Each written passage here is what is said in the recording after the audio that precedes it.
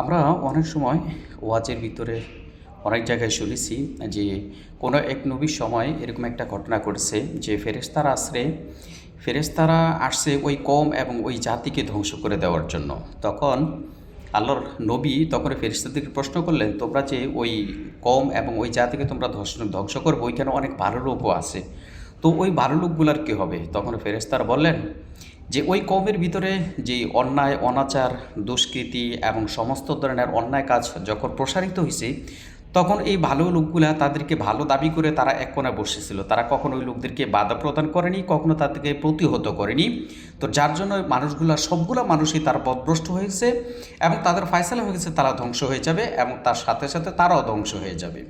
ঠিক এক্সাম্পল স্বরূপ আজকে আমাদের বাংলাদেশে এমন একটা সিচুয়েশন তৈরি হয়ে গিয়েছিল যে আল্লাহ পাক তাদেরকে অনেক দোয়ার, অনেক ত্যাগ, অনেক কোরবানির বিনিময়ে কিন্তু তাদেরকে উদ্ধার করলেন।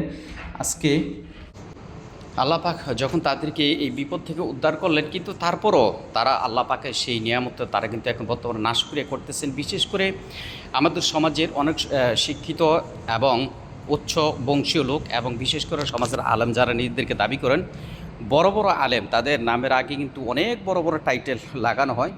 তো এই ধরনের আলেমরাই কিন্তু আজকে এক হতে পারতেছে না। ঠিক বাংলাদেশের হয়তো আবার কোনো একটা বিপর্যয়ের সম্মুখীন হতে যাইতেছে, যার জন্য আজকে বাংলাদেশের আলেমরাও কিন্তু তারা নিজেরা এক হইতে পারতেছে না।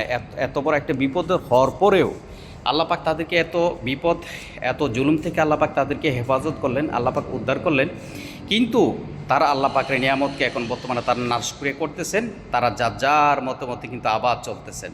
আল্লাহ পাক তাদেরকে একবার মুক্ত করে দিয়ে বিপদ থেকে আল্লাহ পাক দেখতেছেন যে বর্তমানে তারা কি করতেছে। তো তারা যদি এই পরিস্থিতি, এই সময় সমস্ত কিছু যদি অব্যাহত রাখে, আল্লাহ পাক তাদেরকে আবার এমন এক দ্বারপ্রান্তে নিয়ে পৌঁছে দিবেন, তখন আর কে আলেম, কে শিক্ষিত, কে অশিক্ষিত, কে জালেম সেটা আর দেখবেন না। আল্লাহ পাক তখন এই জাতিকে এমন ঘোর অন্ধকারে নিমজ্জিত করবেন যে আজকে যারা আছেন দায়িত্বশীল সমাজের, আপনারা কেঁদে কেঁদে চোখের পানিতে যদি বুক ভাসিয়েও পেলেন, হয়তো বা আল্লাহ পাক তখন আর আপনাদের আর কোনো দোয়া কবুল করবে না। এখনও সময় আছে। যারা বিশেষ করে বাংলাদেশের বড় বড় নামি দামি নিজেদেরকে দাবি করেন, আজকে বিভিন্ন পাশ্চাত্যের অনুসারীদেরকে আপনারা যারা গোলামি করতেছেন, এখনও সময় আছে, এখনও সময় আছে।